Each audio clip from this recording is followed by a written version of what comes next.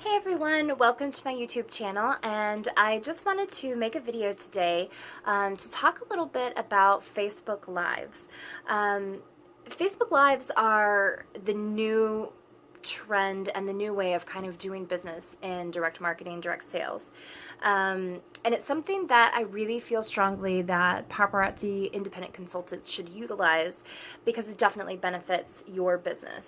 I know a lot of people are kind of weary of being live and on camera. It's very intimidating, I get it. But it's something that you just have to kind of work past because it truly is a game changer.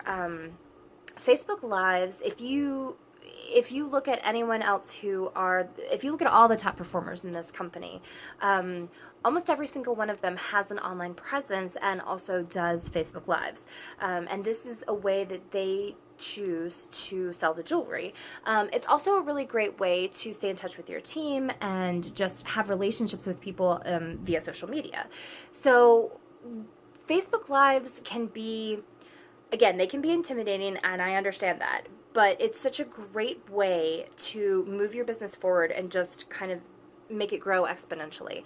So I want to encourage you to consider doing Facebook Lives, but there is definitely some tips and tricks that I want to share with you. I've been doing a lot of research, and not only on YouTube, but also just going through Facebook and, checking out different people's Facebook feeds and how they choose to do their parties. And a majority of people really do have things down, but I just want to kind of give you some tips and tricks to make yourself stand out and to make yourself look professional. I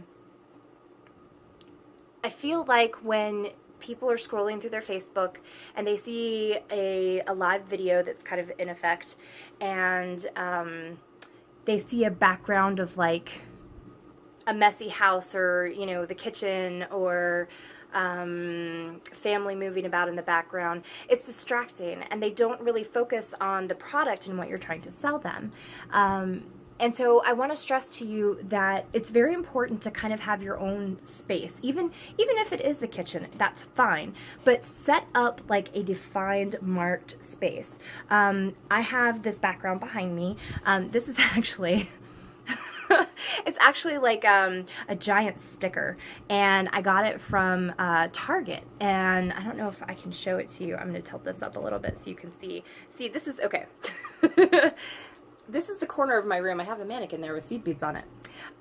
So if you see, I'm going to tilt this up towards the ceiling so you can see how high it is. So basically, I took one wall in this room and I covered it in this giant sticker.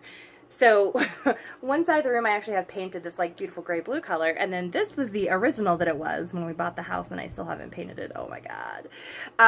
But I wanted to cover it up with the sticky wallpaper. So as you can see, having a kind of, it doesn't have to be even necessarily distinct, but just a clean background is so important, because it really makes you focus on this and what you're selling and the product, and it makes it easier for you to do those things. Now I have seen a couple of people who are selling in a different manner where they have the camera kind of facing down on a table and they're able to show the jewelry on a table. That is effective too, but in general, when you're selling and there's a background and people, you can see behind you, just make sure that it is uniform, that it's clean and clear. If you have something like this and it's white, sometimes colors will blow out on it. Well, not colors, but specifically black. And I know we have a lot of black jewelry, but that's why I actually have the mannequin, so it makes it easier for the dark jewelry to show up on. And then I do have black display busts that I use as well.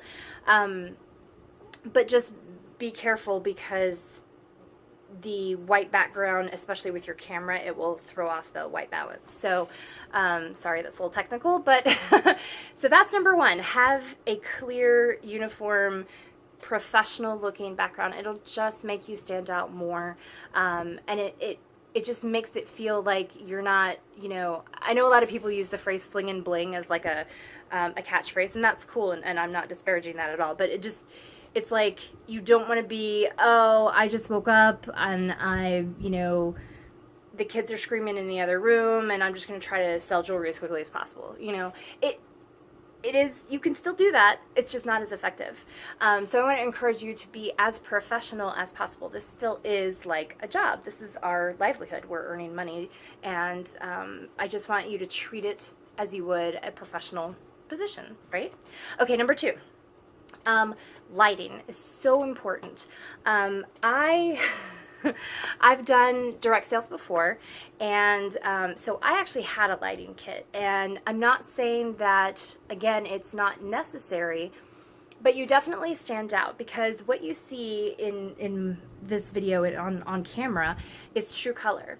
So I have 2 lights, so one's here and one's here, so I'm kind of creating a triangle. And what you're seeing is a correctly lit subject, me, or the jewelry. So it's especially important, I'll show you an example, when we have pieces like this, where it's so important to see the actual true color. So if you had this on, and I'm going to show you an example because I'm going to turn one of my lights off and show you how different everything is. This is such a beautiful piece, and you can see how gorgeous it is, right? You can see the color here, the turquoise. It's just really, really pretty, okay? I'm going to turn my lights off and show you how different this is. Now, what I have on is an overhead light with like a fan. I'm just in a bedroom. And I'm going to turn off my 2 professional lights, okay? Here we go. So I'm going to turn this one off first. See how dark it is? And then this one over here, sorry. Extreme close-up. Okay. This is incorrect lighting. So, I'm going to point it out to you, all right? Now, you can still see how everything is, you can still see me, but what you see is the light from above, right? So this is a quick lesson in photography. You see I have what this is called raccoon eyes, because the light source is from above, so it's creating shadows underneath. So you can see my chin shadow right here, right? Gosh, and then the color's off. The color's off because that light up there, which is on almost all your overhead lights, is more of a yellow color. So what you get is kind of an orangey looking skin. Now, here's the seed bead again. Do you see the color, the difference in the color? The camera is still picking it up, but it doesn't look as clean, and it almost looks fake. I don't even know how to describe that. It's like when you see it in the different lighting, it kind of takes on its own quality, right? But here, for some reason, the color just makes it look off, okay? So this is why it's like super important to have correct lighting. Now, this is not the end of the world, and obviously, you don't have to have a light kit. This particular light kit that I'm using, I got on Amazon. It was like 50 bucks, but I use it often because I also take pictures to sell things. I mean, I take pictures. I take professional. It's like a studio, right, in my house. So, that being said, this horrible overhead lighting, again, it contributes to that professional look of what you're selling and what you're doing. It's not bad, but if you want to stand out, having the professional lighting, it really does make a difference. So I'm going to put these lights back on, okay?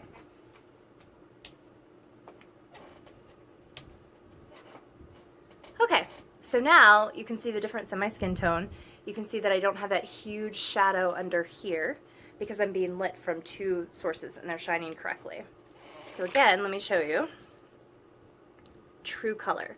So see how before it almost had like a blue-purple color, and now you can see the true kind of green seafoam turquoise-ness of it. This is just one example, okay? Again, it's not horrifically bad for you to not have a clean background and the light sources. It's just that it makes you stand out and it makes it look more professional, okay? Number 3. This drives me crazy. And I know that when people do like a pop the box or a launch party or anything where they're going to be opening up the product first thing that they have, I don't even have an example to give this to you because I take everything out of my bags. I don't even have a new shipment with me. Sorry guys, I was not prepared for that particular one. But what I want to point out to you is that the noise. So the phones that we have, they pick up sound, right? I mean, that's what they're supposed to do, you know, as a device that we talk on the phone with. They pick up sound, but they kind of pick up everything. So when you're popping the box or shop the box or whatever, and you go to open those bags, oh, it is mind-numbingly loud. And it used to drive me absolutely crazy because I would sit and listen to it. Everybody does it. I mean, I was on Periscope, I was on Facebook, everywhere, everybody does it. And it's not that it's bad, but when you're doing a lot of research and you're going through all these videos and you keep hearing that, like, crinkling of the bag, it's like, oh my gosh, it's crazy. So I just want to encourage you that when you're on camera and you're showing your pieces, that be prepared, okay? You know, like, obviously sometimes people will do total request live, or they'll have you know, people ask for things, whatever it may be. Have your jewelry available. Have it available so that you can pick it up off of your pegboard. I have a spinner display that I use. Whatever you're using off camera to kind of hold your jewelry before you show it, have it outside a bag, or have it in like a Ziploc bag, and then you can take it out of the Ziploc bag. I hang stuff because I found that it's easier, that it doesn't tangle, and it doesn't get all mushed in with itself, which I was originally doing a Ziploc bag, and it would get all mushed in with itself, and then you take it out, and oh my gosh. So, and that brings me to also tip number 4, which is be prepared. So when you have a show, or when you go live, rather, have an idea of what you want to show. Kind of have it ready. You know, you can take out like 20 necklaces, 10 bracelets, 10 rings, 10 headbands, whatever. But just have kind of something ready to go so you know. And even if you vary it, so you don't have to show all necklaces at one time and then all bracelets and then all rings. But just have it separated too. So your necklaces, and then your bracelets, and then your earrings, you know. And have it ready to go and be prepared. You know, don't kind of try to wing it. Again, that goes back to that part about just like sling and bling, you know. Be prepared and be professional. Know what you want to sell. You know, it may be that the new inventory you get in is like a really cool new product. Whatever it may be, you can have themes, you know, whatever, but just make sure that you're prepared and you're ready. You don't have to have, you know, speeches prepared, because obviously Facebook Live is live, but just kind of know what you're going to show and know what you're going to say about it. And, you know, some people are really comfortable on camera and totally awesome with talking off the cuff, and that's fine too. Not knocking them in any way, shape, or form, but just be prepared specifically with your presentation and with your jewelry. Okay, so then the other thing about Facebook Live is make sure that, I guess this goes along with being prepared, but it's just, make sure that you have, you know, a beginning, a middle, and an end, and you know that you're gonna, when you start Facebook Live, okay, this is what I really want to say. When you start Facebook Live, there's always kind of that lag time, right? Where you get on, and this is another thing that drives me crazy. People go, I'm going to wait a minute to let everybody hop on. Okay, that's fine. If you want to run your business that way, that's cool. But just remember this. A majority of the views of your video of Facebook Live are going to be replay viewers. And the reason is, everyone's in different time zones. Everyone has a different schedule. You know, yeah, you can kind of pick that sweet spot of, you know, Wednesday evening when most people are home and it's after 7 p.m. and the kids are put in bed. Maybe that works for you, and that's fine, and you get a lot of viewers. Yay. I'm still trying to test the markets for that. So if you have any tips, please let me know. But a lot of your views of your video are going to be replay viewers. So I am begging you, please do not get on Facebook Live and start it without being prepared, A, but B, without talking. You know, go ahead and start your video and say, hi replay viewers, thank you for joining me. If you're catching this on the replay, drop me a quick comment and let me know that you were able to watch this video, and if there's anything you're interested in and you would like to claim, please feel free to contact me and I will get back to you and let you know if it's sold. Easy peasy, right? But just keep talking to them, let them know, develop a spiel, whatever it is. You know, I once was on a live video and the girl didn't even start selling anything until like 8 minutes in. And I thought, wow, you may have lost a lot of people who are watching the replay because they don't want to wait for 8 minutes. Now, of course, with the replay, they can like click on the next thing and go forward, right? But I just want to encourage you to go ahead and start talking. Do your live as if it's for your replay viewers, okay? And just make sure that you acknowledge them. That's also very important because they're there. And that you talk to them and go ahead and start your live. And know that the majority of your lives viewed are going to be replay viewers. That's just the way it is. And that also goes for Periscope, by the way, as well. If you are on Periscope, that's where I see the most people who sit and wait. Just go ahead and start talking. Go ahead and start presenting. You know, you can give yourself time. You don't have to like immediately start, here's earring number 1. But just, you know, go ahead and start talking, get people engaged, start interacting if people are there or not. And another thing, if you don't have any viewers, don't let them know that.